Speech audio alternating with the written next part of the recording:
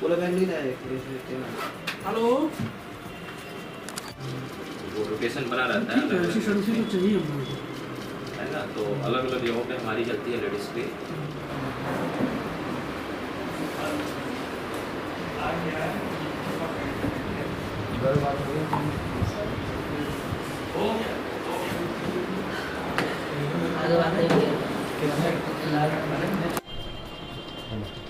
परिचय दीजिएगा। जी, मेरा नाम अंबर मौर्य है। हाँ, और मेरी कंपनी का नाम है pyrexia market consultants private limited, जिसका मैं सीईओ हूँ। कंपनी कब शुरुआत हुई, किन परिस्थितियों में शुरुआत हुई और किस मुकाम तक आज कंपनी है? जी, कंपनी की शुरुआत की बात करें तो कंपनी हमारी बैंगलोर में 2015 में स्टार्ट किया था हमने। जो स्टॉक मार्केट का जो बिज़नेस स्टार्ट किया था हमने, तो 2015 में बैंगलोर से स्टार्ट किया था। और हम थे, एक हमारे मित्र थे, उनके साथ मिलकर स्टार्ट किया था हमने। 2020 में किन्हीं कारणों से हम लोग अलग हुए। उसके बाद फिर हमने अपनी कंपनी डाली पैरेक्सिया मार्केट कंसल्टेंट्स, जिसकी पहली शाखा हमारी मल्दहिया में खुली। उसके बाद दूसरी शाखा है सिगरा में, तीसरी विद्यापीठ में, फिर चौथी दिल्ली में। जी, आपने व्यक्तिगत तौर से कंपनी स्टार्ट की थी, पूंजी क्या थी, क्या आज के समय में मार्केट में आपकी क्या स्थिति है, कैपिटल कितना होगा? जी, पूंजी की बात करें तो इनिशियली 2015 में हम लोगों ने कुछ 30-40 हज़ार के आसपास की लागत से स्टार्ट किया था। जी, और अब की बात करें तो तकरीबन 4 ऑफिसेज हमारी हैं, जिनमें इंफ्रास्ट्रक्चर की बात करें तो तकरीबन 30 से 40 लाख का इंफ्रास्ट्रक्चर होगा हमारा। और अगर बात की जाए ट्रांजैक्शंस की, टर्नओवर की, तो तकरीबन 25 से 30 लाख की हम लोग का मंथली टर्नओवर हम लोग का है। अच्छा जी, आपने शुरू से व्यक्तिगत तौर पे कंपनी स्टार्ट की थी। आज आपके समय पे कितने जो जॉब सीकर के तौर पे प्रधानमंत्री भी कहते हैं कि जी। जॉब क्रिएटर बनिए, तो जी। उस हिसाब से कितने एम्प्लॉयज़ होंगे? आपने खुद को रोजगार देने के साथ साथ कितने और लोगों को रोजगार दिया है?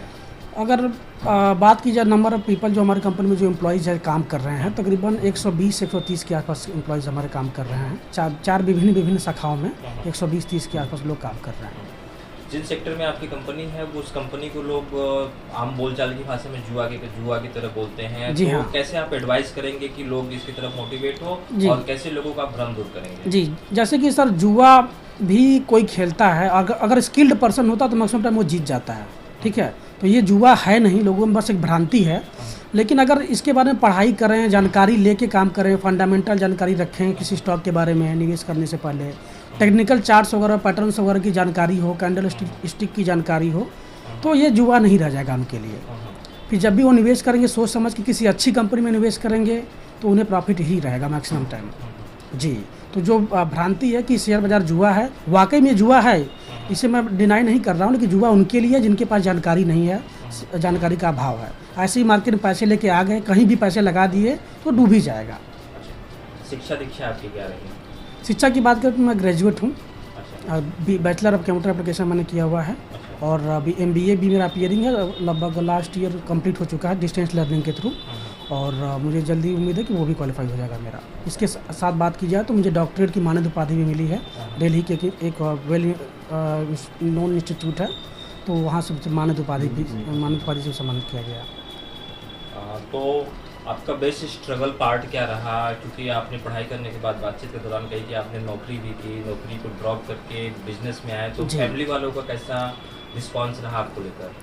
जी, जैसा कि मैंने बताया कि पहली जॉब मेरी मनरेगा की थी। उसके बाद मैं मुंबई गया, तो मुंबई में उसके बाद सिक्योरिटी गार्ड की 3-4 महीने जॉब किया। उसके बाद फिर कोरियर बॉय की नौकरी किया मैंने। कोरियर बॉय की नौकरी करने के दौरान बहुत चीज़ें सीखने को मिली, क्योंकि मुझे विभिन्न कंपनियों में आना जाना मेरा लगा रहता था। हर सेक्टर की कंपनियों में लगभग कह सकते हैं कि आना जाना था मेरा। मैन्युफैक्चरिंग से लेकर सर्विस इंडस्ट्री तक की कंपनियों में मेरा आना जाना था। वहाँ के बिज़नेस के बारे में समझता था, सीखता था कि किस तरह का बिज़नेस कर रहे हैं। अगर मुझे बिज़नेस करना रहेगा तो कितनी पूंजी की आवश्यकता होगी और किन किन चीज़ों की किस क्वालिफ़िकेशन की ज़रूरत होगी, वो चीज़ें मैं सीखता था। तो जैसा कि मैंने आपको बताया था, और मैं स्टडी भी कर रहा था, साथ ही साथ में VC की स्टडी कर रहा था। बीच में जब छुट्टियाँ मिलती थी 3-4 महीने की, तो वापस मैं मुंबई जाता था सेम कुरियर की ही जॉब करने। तो BCA के लास्ट ईयर के दौरान मेरा सिलेक्शन ICICI बैंक में हुआ था। तो वहाँ पे जॉब करने के दौरान बहुत सारी चीज़ें सीखने को मिली। तो HSBC और ICICI के बाद HSBC में मैंने जॉब किया था, HSBC के लिए। तो वहाँ पे जब मैं जॉब छोड़ा, क्विट किया, तो मैंने रिजाइन भी नहीं दिया था वहाँ पे, जिसे अब्सकॉन्ड बोलते हैं। तो चूँकि मुझे बिज़नेस करना था, शुरू से बचपन से इच्छा थी मुझे बिज़नेस करना है, क्योंकि मुझे पता था कि अगर मैं जॉब करूँगा तो लिमिटेड रह जाऊँगा मैं। तो शुरू से इच्छा थी कि बिज़नेस करना है। तो एक मेरा दोस्त मिला जो कि बचपन का ही दोस्त था मेरा, अनुराग। तो उसके साथ मिल के मैंने 2015 में कंपनी स्टार्ट किया बेंगलुरु में।